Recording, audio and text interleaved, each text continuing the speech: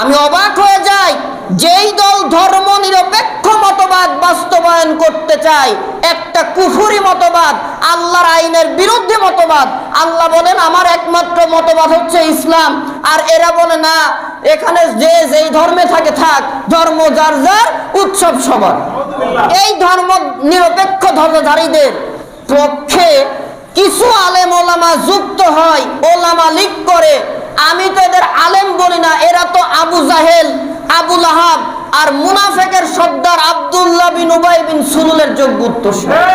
একজন আলেম কি করে ওলামা লীগ করে? তো লজ্জা থাকা উচিত। ও আলেম নামের কলঙ্ক।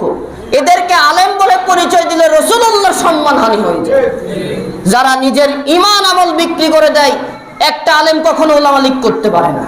যেই দলের নীতিমালা থাকে ধর্ম নিরপেক্ষ মতবাদ, যেই দলের নীতিমালা থাকে জাতীয়তাবাদ, একটা আলেম কখনো করতে পারে না।